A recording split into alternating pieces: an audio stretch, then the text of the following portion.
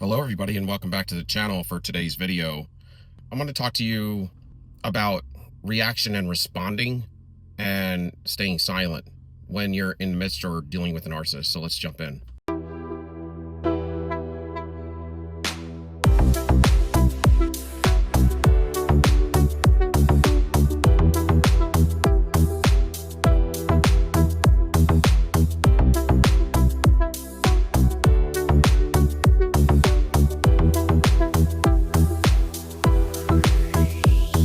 So when dealing with a narcissist, you know about projection and reactive abuse. You don't want to give up your energy because there's going to be energy transference. That's part of what they do.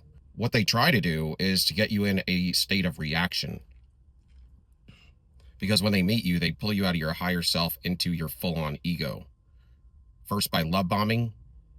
Love bombing is what brings you into your total fleshly self. And it kind of shuts the door on your spirit man or your higher thinking, your logical side of thinking. And they do this by love bombing. And the love bombing is to pump up your ego. So it's funny because it pumps you up, but it pulls your spirit man down into your flesh. Your flesh is your ego or your lustful state. You know, I always talk about, do you want to love or do you want to lust? Do you want to have prosperity or do you want to be greedy? It's kind of like that. And the opposite of love is lust, and love is where all your fruit is. This is where you're going to see bountiful prosperity in your life in all areas. I'm not just saying financial, but you'll see it there too. You should, you have to. But you want to have balance in it all. What brings balance to your life is living out of a state of love. That's why God or Christ or anything that he was talking about or preaching was always, he represented love. And without love, you are nothing. You're just noise. So when they pull you down into your ego, you're in your flesh, your lustful state. How they do it is by pumping you up to say that you're so amazing. You're the greatest thing since sliced bread. Where have you been all my life? What they're doing is they're praising you. They're worshiping you. Let's be straight with it. This is how the narcissist was defeated in becoming who they are. Dark energy or something dark that they were dealing with started to pump them up. It love bombed them, and then it devalued them. It put them in a constant devalued state. And that's exactly what the narcissist does. And that's why they do that to you. The only reason they discard you is because the parasite did the same thing to the narcissist, and now they're running the joystick to the narcissist, right? But see, they can't leave the narcissist, so they can't ever discard the narcissist. They're in permanent possession mode, right? So if you're in permanent possession mode, there's not a bunch of people out there that are willing to be permanently possessed. That's why they got to come to these as young children. They got to defeat them as a young child, as a narcissist. You know, after a certain age, you can't become a narcissist. They all say that. It's because you've either learned to love and you've operated in those fields, and you're not going to give it up for demonic energy. That's what you have to do. Somebody who's going to be permanently possessed is going to be taken out and taken over. Going to be taken over before maturity age. It's just the way it is. They're weak to that. And why they don't, let me just say this first, why they don't discard the narcissist is because they would have to be in another permanent possession body, and they can't do that. They made a covenant, so they have to stay, and the narcissist can't get rid of them. So it's kind of like they're both stuck in this avatar now, you see. And there's just not a lot of people. There's a lot of narcissists. Whoever's a narcissist is somebody who's done this. They've given up themselves to a permanent possession. But that's what the demon loves. They love someone who gives himself up permanent possession, because then they can't be delivered. Or if they deliver, they can come right back in. And that's because they shut down the centers of their brain that focus in on love. And without love, you're totally corrupt. It says that in the word. That's how they become reprobate. So they love bomb you. This is how they get you in your ego state. They love bomb you, and then they devalue and discard you. But now the parasite is running the narcissist. So they're not going to discard the narcissist. Now they're running the joystick. When they say move their arms, they move these joysticks. And then when they tell them to push some buttons to tell them to say I've changed or whatever, they just push some buttons. I mean, they're the CPU. They're the processing unit of the narcissist. The narcissist is just the body following the commands of the parasite. The parasite, they will discard you and go to another because they have that availability now, you see, or else they wouldn't discard you either. They just can't permanently possess you. If they could, they might would jump from the narcissist to you if you had better potential, and then you would be the narcissist, but they can't, because you are in complete refusal of somebody taking over for a permanent possession. That would have to be done. It would all be taken care of before the age of 18. They discard you because they're always going to find another potential that has more energy. And that's all they live on. They live on energy so they can manifest, and they want power and control. They're into lust, but they're not into love. Love forms true connection, to where you have trouble, if you love somebody, to not be with them, to not build with them. And the only thing the narcissist misses is the attachment. They miss the attachment, and it's the attachment, and they're in love with just your energy. They're not in love with you. They just like your fuel, your grade of fuel. And that comes from the chosen source that wakes up and breaks the generational curse. When you wake and you break the generational curse, and that narcissist that's with you, they won't be able to get over you. You're going to be the best thing they've ever had in their whole life, and even into their future. They'll never have that again. And they know it. They know it, and that's why they beat you so hard, and they're relentless. They'll lose their mind over it. They're already lost their soul, but they'll lose their life over it. And that's kind of what I'm kind of dealing with now. That's what happens.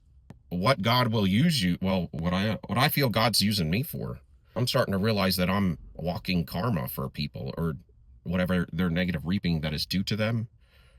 I guess I just pull out all of their wounds, and they end up destroying themselves anywhere I go when they're evil. God told me that he was using me to be like a walking negative reaping, to draw it out of people that are evil, people of criminal activity.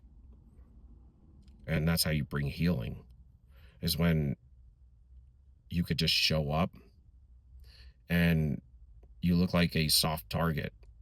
When you walk in humility, you look like a soft target, but you also have good fuel. It's like the demon hates to see that you're light, but they are totally drawn to you like a moth to the flame, because you have the highest grade fuel, and they can manifest best off it, and it's the best for their lust. So they hate you, but they can't help but want to be with you, so they can be energized by your fuel and take you down because you're a light worker. It will give them a medal of honor in the dark realm. And when you're walking karma for them, you can go into a place, and the criminal activity or the people with that mindset will be drawn to you because you look like a soft target, and they hate your light, but they love your fuel. So they think they can wreck you or destroy you, only to find that they will continue to see their own reflection in you.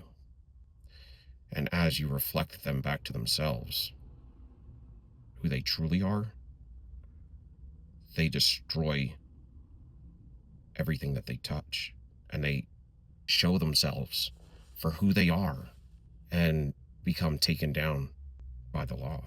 I feel like, in a weird way, I feel like that's kind of one of my anointings. It's you got to kind of be fearless to do this, though. And you have to learn to have patience, and that's something that I'm learning to do, because that's a little difficult sometimes. Patience. Patience is a virtue.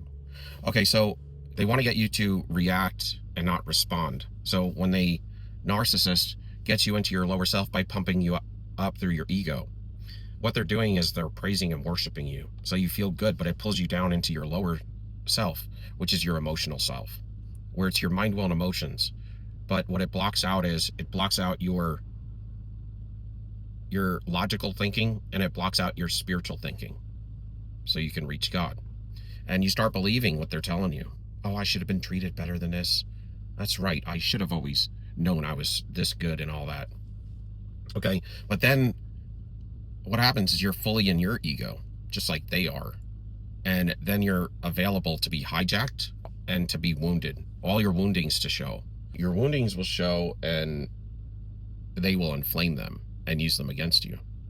So after you left the narcissist and you heal, they're going to come back to try to get you to react, not respond, or to be quiet and not say anything. But quiet and not saying anything isn't always good, because you need to address things. You want to do that by just responding like this. But you don't want to get reactive into it. When you get reactive into it, they steal your fuel. Also, you're showing your wounding. And when you show wounding, because you're not healed, those are areas in your life where you need to heal. But what they're doing is they're triggering something in your childhood that caused an unhealed wound to where you felt like you had to protect yourself, and that's how you do it, by reacting. But when you are like that, it takes away from your authenticity and your authority. So they take your fuel. Yes, you're giving up fuel, free reign on your fuel. You're an open door for them to suck your fuel. But also, it's like for them to talk bad about you and for it to land on other people and for them to believe it, it kind of has to come through your reactions or something that really did happen. Now they're going to twist it and say different things about it. But this is how they discredit you. And this is how you discredit yourself. It's by opening yourself up and becoming reactive because you have a childhood wound that needs to be healed. And because it's not healed, you become reactive and pumped up about it. And that is putting you back into almost like an illusion or a fantasy, because that's not really what's going on. That's what has gone on in the past, but that's not what's going on right now. And you handled it wrong from the jump because probably you were a child and you didn't have the tools then, but now you do. So now you got to go back in there and heal it. But when you don't heal it, it discredits you, your authority, and you're the author of what you say. And you being the author of what you say, it discredits that when you show reaction. So it's not that you want to be quiet when you deal with a narcissist. And I have said this in the past, but you address all issues that need to be addressed, and you address it. You address it once. If you have to do it one more time, you probably need to leave. But you address your issues in just responding, no matter how you feel. But you want to be calm, cool, and collective all the time. You can't lose any of your energy, your power, and your authority is in the moment.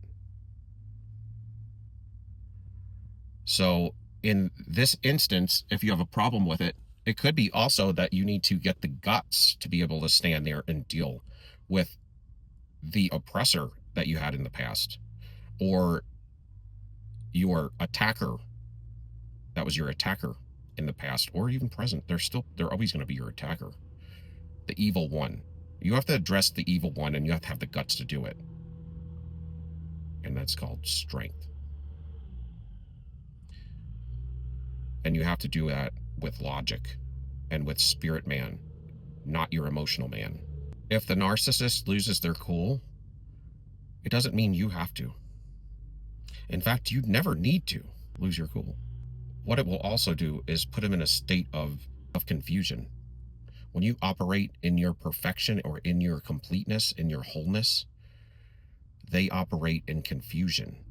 When you operate in confusion, they operate in their wholeness of the evil one, their evil wholeness, to take you down. They will say that some of us are not human. And we call them not human. They call us not human, the ones of us that can't be defeated. And we call those the ones that are not human, the ones that cannot feel love and are just destroyers. But to put them in their place, you have to deal with them. And you have to do it by responding. Don't play their game. Just give them the facts. And don't change your stature and walk away. Thank you for watching. Until next time. Soldier, peace be out.